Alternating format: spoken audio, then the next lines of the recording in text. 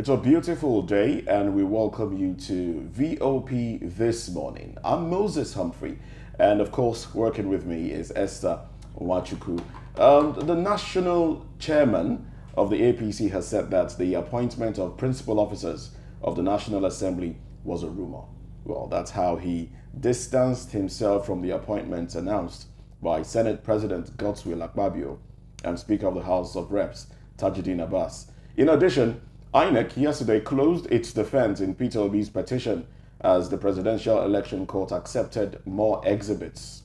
Plus, the police in Osun says its men and officers are not errand boys and girls to work in people's homes.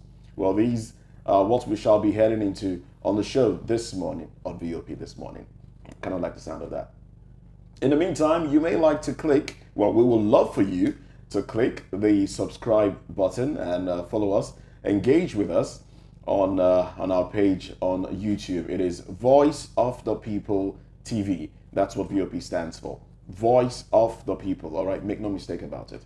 Now, first off, let's get into what the front pages are saying. And I have with me in the studio VOP analyst Cyril Abaku. Good morning to you, Cyril. Good morning, Moses.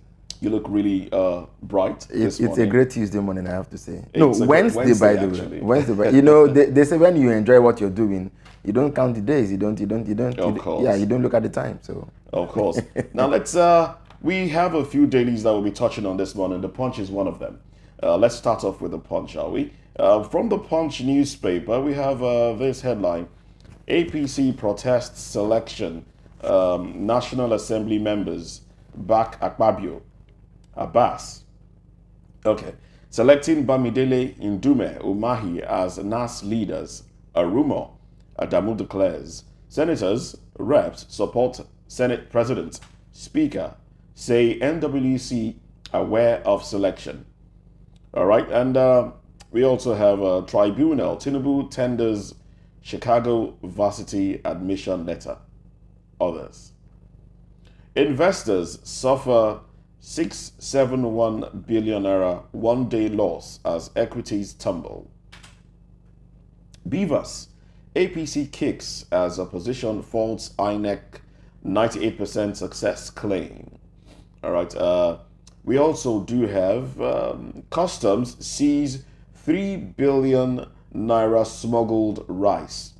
Arrest 344 smugglers. Slain UI Dawn buried amid tears. Cleric condemns killers. Result falsification. JAM sanctions more candidates.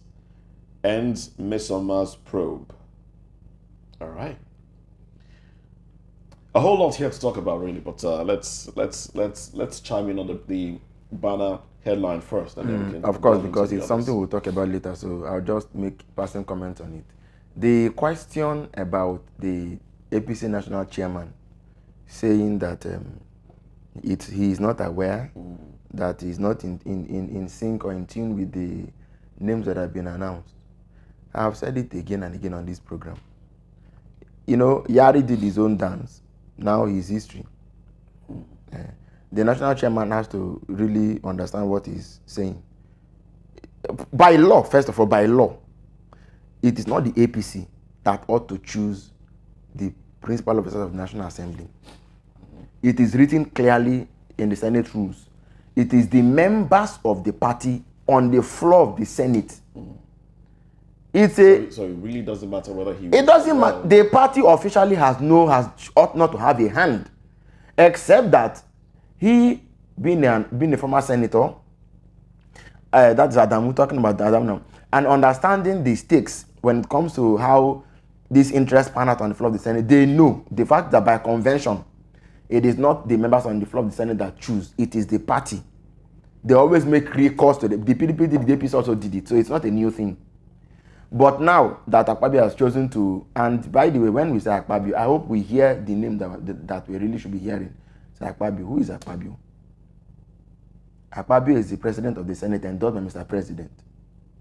Akpabio is the Senate president who for the first time said that the way they want to relate to the executives, that anything that they are doing, anything that they want to do, they will formally communicate that. In fact, he was going to write a letter to the president to say, Mr. President, I have been elected president of the Senate. I have not seen it before.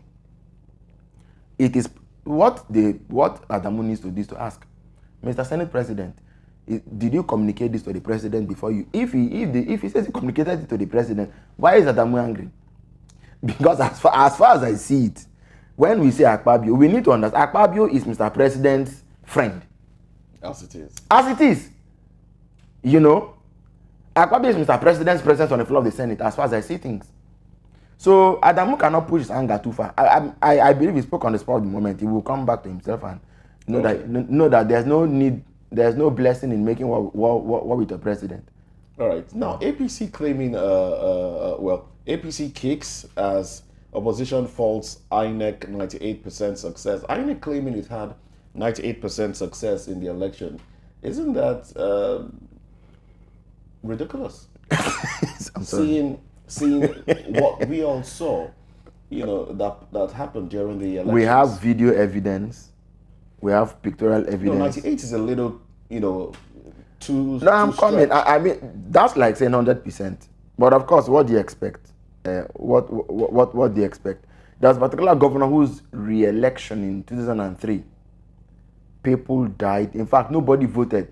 At the tribunal, they found dead people to have voted also. Fine, the court said he won the election, but the point was now that he won the election by 100%. INEC said 98. They even magnanimous. He said he won the election by 100%. And that right from his days from primary school, secondary school, he has always been a 100%er. So I was secondary school then. My teacher called me and said, "This is how he has always made his 100%. By brigandage, by banditry, by violence, by theft. Because that election, people didn't vote. Is the truth. In fact, there was overvoting to the point where it could blind even some. People were voting where the rest are under 100 people. Sometimes you have 150 people voting, including the dead. We are voting. And so INEC is now telling us this same INEC. I hope you know it's the same INEC that has been conducting elections in this country. This same INEC now they're giving us 98% of vote. On election day in Lagos, because when the students analyzing these things, I'll just give one example. An election in which they didn't put all the parties that we voted for on the ballot. An election in which some people were trekking from polling unit to polling unit before they could know where it was that they were really going to vote. Because nobody was communicating. They just told them, go to the other polling unit in the other neighborhood. Some people voted. One woman called and said that even if it was on her last energy, she will trek and vote for her candidate.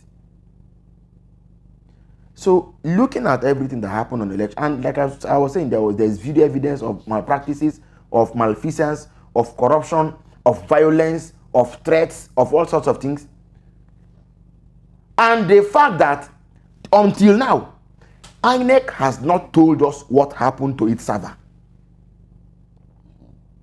Because he who speaks half-truth has not spoken the truth. Until you give us satisfactory, I sincerely would wish that either the tribunal or somehow, there will be the need for us to go in to see exactly what happened to the server at the back end. It is important. That was what Kenya did during Uhuru Kenyatta's re-election. Of course, that election was also terribly flawed with malpractice. They said it's fine. The IEBC said, Mr. President, we don't doubt the fact they won the election, but we want to see how you won the election. They said, IEBC, go and open up the server. Let Mr. Odinga's lawyers and experts also go in and see how the thing was happened real time. Because in their own case, it was electronic. They went to France to hire a firm that came to set up the technology for them. They said, no problem with that. The IEBC said they will not allow that to happen. That was how the Supreme Court of Kenya said that election was cancelled. That they need to go for a rerun. We are not after. Nobody.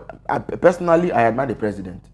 I mean, I've said it a couple of times. He's a tactician. He's a politician. He's a strategist. He's a thinker. He has men around him who give him. I don't think anybody has gathered this sort of war chest in terms of brilliant minds as this president has done. Arguably only Babangida, followed by Obasanjo, but this president is in a class of his own. But how he became president is what is being contested here.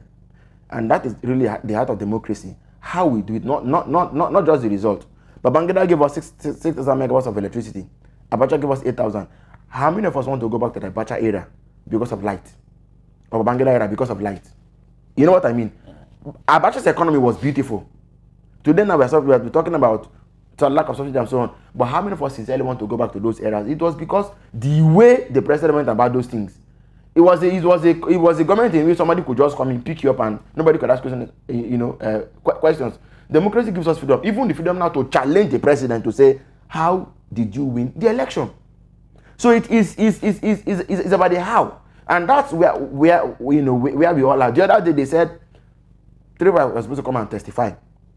They couldn't come. Domestic issues. Then yesterday, one person came. We didn't even know what he said. The next thing yes, how? So I think these are the issues. It's about the process. It's about how we understand the way of life we want to embrace socially, or politically. So that they are closing the defense and doing all these things. Nobody is against it, but how are we coming by what we are coming by? All right, now the much talked about, much contended Chicago result admission has come out. So I guess Nigerians now have the answers as the president tenders Chicago varsity admission letter. The admission letter. No, so yes, of course he has. It has become, is it evidence or exhibit in court, as they say. But see, the matter at hand is not whether the accused, that is Mr. President, whether he went to school or not. He said he went. So he should have an admission letter. He should have his result. He should have his, which he's tendering. But I think that where the prosecutors or where the claimants are making their case is that since he did not, in their own estimation, in their own calculation, since they are saying that he didn't secure that admission and that he was not a student there, that the person who went there was a woman and so on, the name is using. So the accusers now have the burden to prove that what he has tendered is not a bona fide document, right? Or the court has to interpret what it is that they've received. That's how I think criminal procedure goes. So good thing he has presented this, he has come to say, since you want me to show that I bring it here. If you want to use forensic lies to put on it and say, is this a forgery or whatever, it's now up to the court and the claimants to prove. All right, then let's move away from the Punch now. Let's go to the Nation newspaper. Banner headline: Presidency, governors back Bamidele Ndume Umahi, and it has subriders, critical stakeholders consulted, says Senate leader. How majority, minority principal officers were picked. Well, no need to go back into that one since we've touched on it already. On top of that one, we have reps probe alleged abuse of 2.3 trillion naira education tax by TET Fund. Tinubu's witnesses begin oral testimony at tribunal. And on top of the nameplate of the paper, we have INEC set to file charges against Adamawa REC. Action to happen in days. Zulum buys 80 luxury buses to ease transport cost. Row deepens over alleged fake jam result. IG Egbetokun deploys 35 police commissioners. All right, so let's see now. Do we have another? Well, President's policies excite Bank of America. And underneath, we have NBS report. Food prices, airfare rose sharply in May. Abducted imam tied to a tree. All right, so these are the headlines we have from the By the headlines, you shall know them. Moses. Let's touch on by their headlines. Let's touch on INEC. You shall know them. INEC set to file charges against the Adamawa REC. Until they charge. No. Until they file. You know the story that captivates me at the most? It's about a governor. And I've said it time again. The governor of Borno State, he is in a league of his own. He is the only man I said that has taught it beautiful and wise. to hire, to buy, to acquire luxurious buses to convey people, that the farmers particularly, to ease their burdens. Because subsidy is gone. People are groaning, people are suffering. This is a direct alleviation mechanism or policy, to help cushion the impact. This is what it should be done. The president is here to tell us what he's going to do with the 400 billion that has been saved from the subsidy removal for June. We only had it happen, but where is the money and what are you going to do with it? Nobody has said anything about it. Sometimes public servants make it look like we're working. I thought the removal in June was. I thought the provision for subsidy was up until June, so we should be talking about removal in July. When the president said what he said he spoke on May 29. A day later, everything disappeared. Okay. Now, and it has remained so since then. The price has been up since that same period. Up until now. So if people are taking subsidy monies in June, and we are not supplying subsidy, then I think the person who should be holding accountable is Mr. President. But they themselves have said that they've already saved 400 billion naira from subsidy. So yes, you see where I'm going now. So, but somebody was able to say, Mr. President, don't hand this money over to governors. My question is, what are we going to do? And look, sometimes they say, it's government, you don't know how things work. It's not true. It's not true. What is the president eyeing? What does he really want to do with the money? They should be telling us that by now. Governor Zulum said, some governors, the one inquirer said he had cut down work days in the week to 3 days. Has anybody bothered to ask how that affects productivity? Is it that they were not doing anything in the state government? They were just coming to work and going home. That you can cut 2 solid days out of work. That's too much. That's way too much. So but Governor Zulum, because you need to listen to where people are whinging and crying and weeping, and and where people are hot, and be able to plug in those places and ease their pain. That's what I think the governor of Borno has done. I think other governors should follow suit. Other governors should follow suit and see how they can alleviate the pains. Because the fact that the federal government alone shouldn't be bearing the burden. Of course, it is almost it's theirs to, they were the ones who came and took subsidy away, so they are the ones who ought to also. But the fact is, yes, but the reality is that the governor has seen we are heading into times where the other headline said that in May price of things rose sharply. Have you noticed that some places where people are paying 200 naira on tolls at the airport in Lagos here, you're not paying 400. Vehicles that are paying 300 naira are now paying 500 naira. And they want to put down, and they're placing VAT on market women. They will be thinking of removing a job for the day. Owole for where they are selling their wares. Then they will also be paying VAT, 7.5% VAT. I said it before that government cannot become. It's going to get tougher as it is.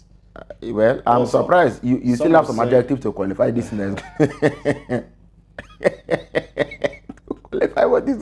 Pardon me, Moses, but I suppose you agree with me that it is reality, right? The government cannot be rich at the expense of the people. I don't believe in that economic model. I've said it time and again.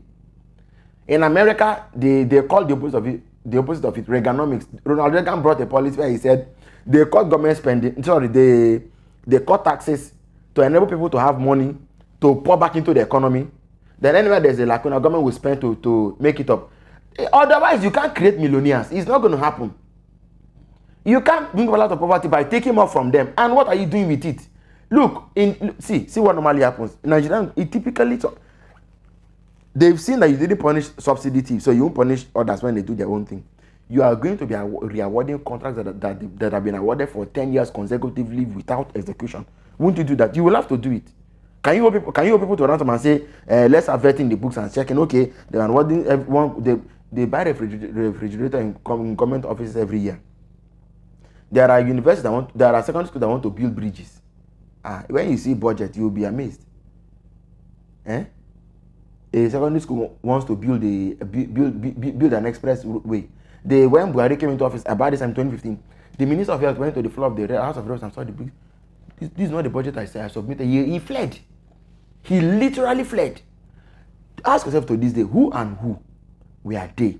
Who took the minister's budget, turned it around, and presented something entirely different? Nobody was prosecuted and arrested. The NDIC chairman said some weeks ago that the Senate passed a bill, took it to Mr. President. By that it had changed, everything had changed, and the president signed.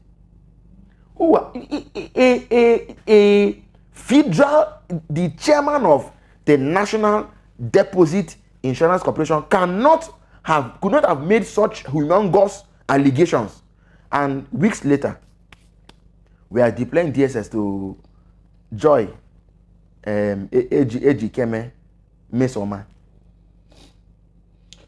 Well, I'll seek to buttress your point, which is, the fact that the sufferings of Nigerians will, intensify. From the Vanguard newspaper, there's this headline that breaks my heart. Inflation, prices of beef, yam, up 24.9%. Of course. That's of course. 24.9%, 22.8%. That's according to NBS. Now, this is the reality of the time, and you rightly also just pointed out that market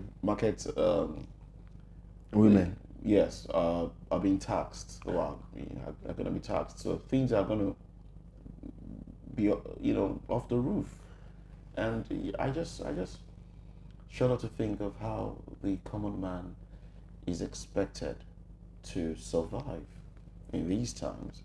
If care isn't taken, we'll see a spike in crime rate, an astronomical spike in crime rate. We are already seeing cases where people are stabbing their friends for 500 naira, because they're sharing that kind of money. People are, so, oh well.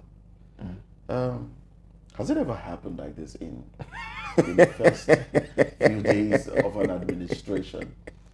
We hear it will get bad before it gets better. This isn't getting bad. This is getting. You can't begin from the end and predict the beginning. It's not going to happen, and that's what we're trying to do. It's as if somebody has already seen where this is going to end, and we are so sure, but you are not feeling what you are feeling. You don't see what we see. You've not found what we find. So how are you? Like I asked somebody last night, I said, why should we die before we live? Some people are going to starve, become sick, become unwell, are going to die. Why do we die before we live? The cash crunch thing came. People died in hospital. People died in bank. But is the economy are we now any better for it? So even sacking Emefiele didn't change anything fundamentally. What the damage had already been done. So where we are about, look, even in the markets, when from source, when something happens, like you rightly pointed out in the economy, it cascades. It goes down. I think what they call it, is it the domino or the ripple effect? It cascades. Even market women may now have to go and touch their savings or whatever, and because you can't even buy what you should be selling again, you can't buy it anymore. So these taxes, it's contractionary. It doesn't help the economy to grow. Austerity measures are not. They are contractionary. They stifle production. But maybe we will begin to think better otherwise when we see where exactly it is government wants to put in all this money that it is taking from the people. But as far as I see, this is not a sustainable model. You cannot be applying taxes when unemployment is on the increase. People are, and you even the little that we want to take it away from them. Why should government alone be rich and people be poor? That's my basic contention here. Is the model. I sincerely don't buy into it. If you want money, summon the courage and probe people who have stolen public funds. Look at subsidy theft. The other day there was even a story about the former finance minister that quietly called consultants and were awarding all the monies have gone. Why don't we find a way to bring them back? Why punish the poor for the sins, for the crimes of the rich? Indeed, and that's exactly For the crimes of the elite. What it is. The poor man are the ones facing it. Now, is there a major difference between what Nigerians are going through now and the structural adjustment? I'm glad that you brought that, because when you said, has this ever happened before in first 100 days of, and I wanted to remind you of the Babangida years. Particularly IBB, because he was a Maradona. He was a Maradona. There were 3 key policies introduced. One was structural adjustment program, the other was MAMSA, and the other was D-Free. And these policies were in themselves very brilliant, to be honest with you. It was Babangida's own person that came into the picture and just spoiled everything. The violation came on board. Eko Hospital in Lagos, Eko Hospital in Lagos, Dr. Kuku, Obiora, and Enebeli, those 3 men, they came together. Oh, funny story. Let me just give you a bit of the background. Kuku is Yoruba, Obiora and Enebeli, right, are Igbo. And where Enebeli and Obiora come from are neighboring villages that don't see eye to eye. So, but in Lagos, they were coming together to do business. It was an unthinkable thing. But both men came together. Now the point is they had gone to take money. Either it was equity or the loan. I can't remember, but they pulled their resources together and awarded contract for the building of the hospital. Then Babangida devalued the naira on the eve of the project. All the contractors pulled, they were ran away. Only one stayed back. And now began to say where they should have 4, they will have 1. They were started cutting costs. Eko Hospital was conceived to be a world beater and could have been. People don't know. I had this story from Dr. Kuku himself. One day there was a documentary he was laying out the whole story, and I couldn't believe it. It was meant to be a world beater. 3 Nigerian doctors who didn't mind where they came from. This sort of thing, and came together to Babangida devalued. Nigeria has killed many dreams. Nigeria has killed many dreams. So when people are leaving the country and run away, you just think that dreams have died a very painful death. Not because people were not smart enough and willing to do businesses, but because politics of policy. Even today, man has told the president, they've said that, Mr. President, the way you're going about this whole thing, electricity tariff alone, more people are going to pull out of Nigeria, and they will go. They will go away. Ajokuta is not yet working. All right? Ajokuta is still not yet working. How then, what then is the argument about industrialization when Ajokuta is not working yet? It's even interesting that you mentioned that, because there's a headline here that we skipped. Investors lose certain amount of money. I hope I can find it now. Well, if I find it, I'll take it again. It's from one of the headlines, but we skipped it. We didn't really touch on it. Okay. Anyway, let's proceed. So this is where we find ourselves. It's not.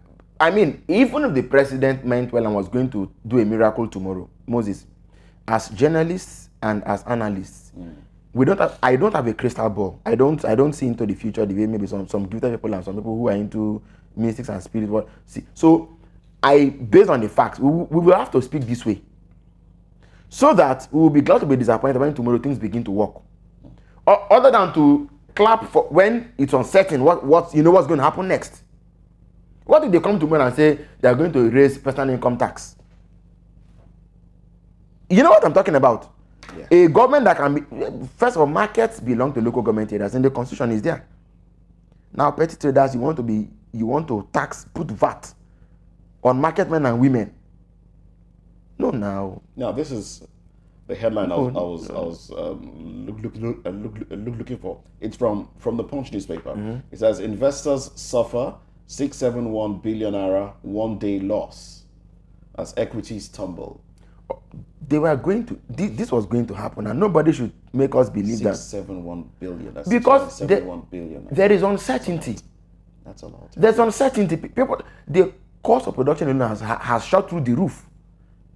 So why do you expect that people, those monies are monies that were tied down anyway, and now because what do you want to do with the money? What the money could have done in the value chain, it maybe, let's say it wound up at stage 2 or 3, and they said for you to push this into, you have to bring more money. People say I can't bring more money. Oh. That money just goes away. Money. Let's assume that you have 20 million naira to invest in a leather factory. You've put the money down, all right?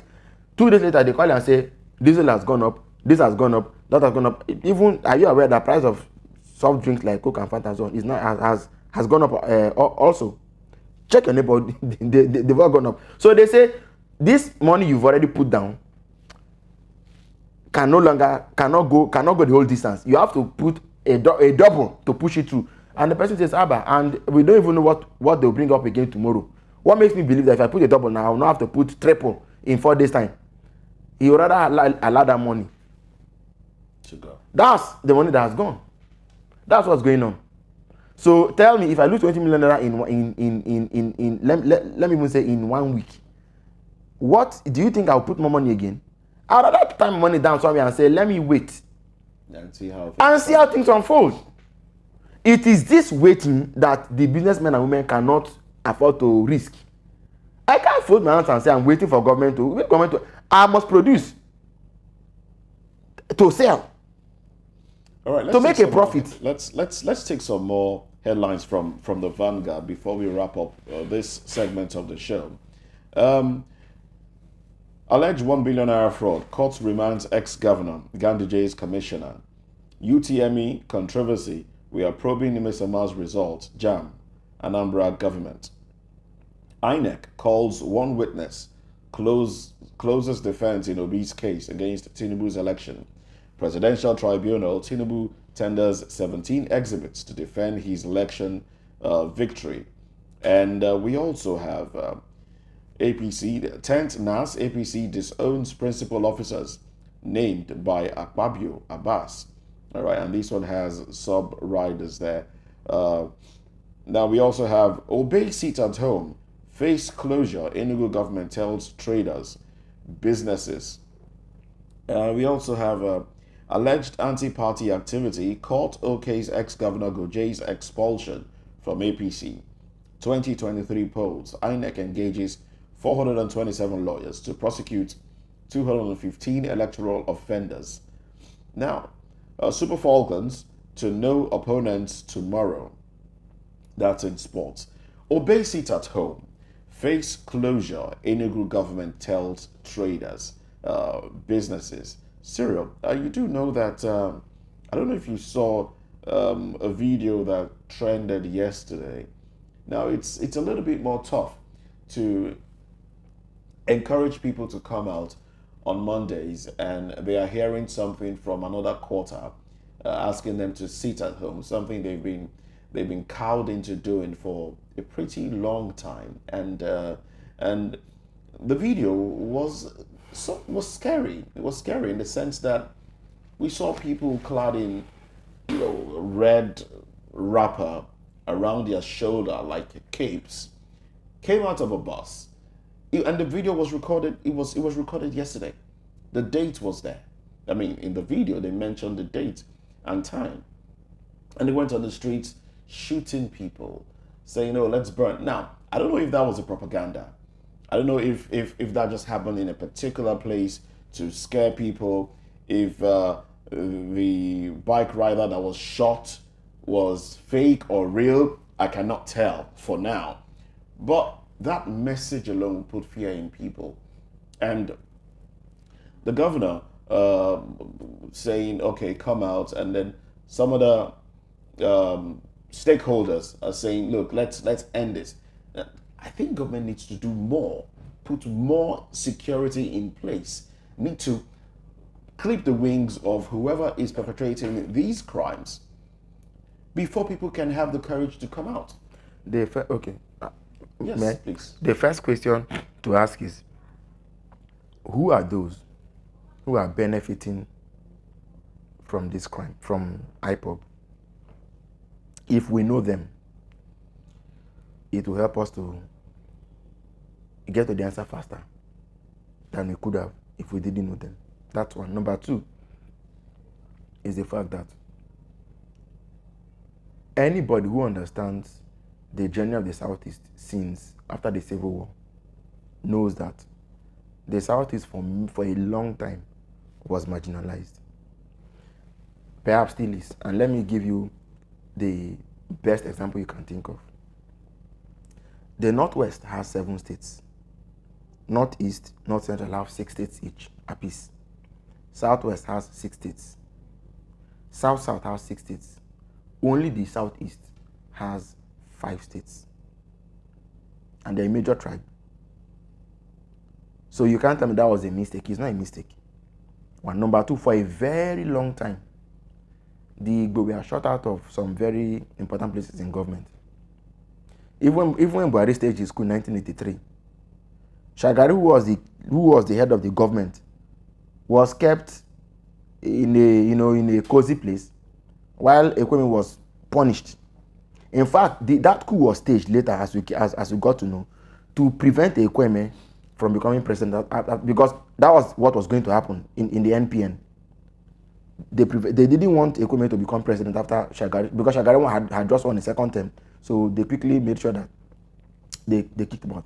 That's another example. Now, coming back home, like I asked earlier, I personally, so even Southeasterners may at some point have some sympathy for people who want to fight for their freedom or fight for their welfare or for their well-being, as it were, even if I don't endorse that method of warfare. But the reality is that what is going on today in the Southeast is not organic. It is exported there. And so there are those who are gladly watching the Southeast burn.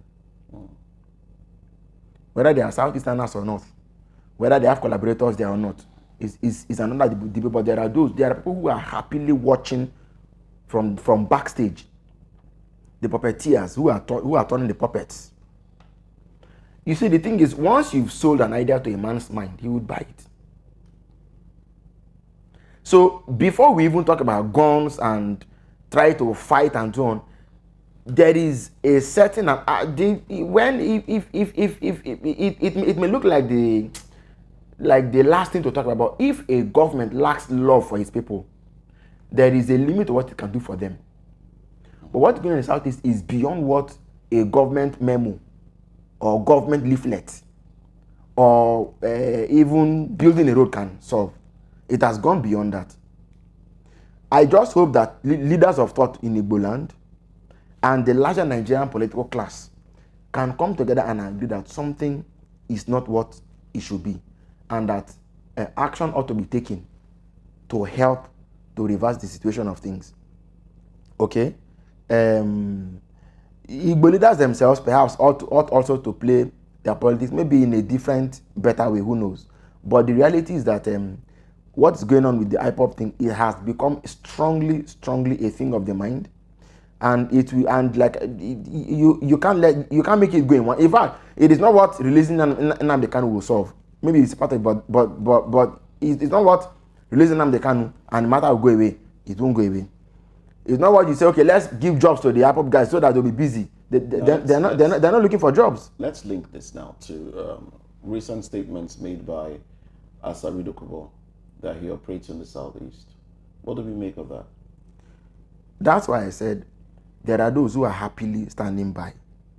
You don't see that. They're like the voice of Jacob and the hand of Esau, all right? You don't see them, you don't know them, but they are there. If Asari Dokubo himself made that statement, boldly and gladly, and he said what he said, could he be acting alone? Is he being sponsored? Is he the sponsor? Is he? What exactly is the extent of his involvement in what is going on?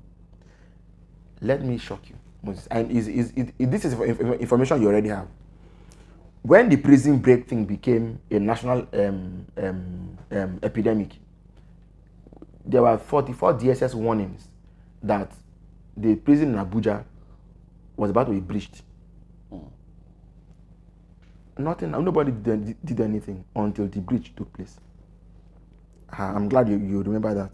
In Owerri, the Owerri prison, the justice also issued about 18 or 22 warnings and said that prison was about to be breached. Moses, nothing was done. What did I say, please, sir? Nothing, absolutely nothing was done until the breach took place. The question we should ask ourselves in this country is who is deceiving who? Until we are able to provide the right answers to these questions, you can't convince me otherwise. There's a whole lot going on. Yes. All right, there are things that I would love to say. There are things I would love to talk about, but let's leave some of those things.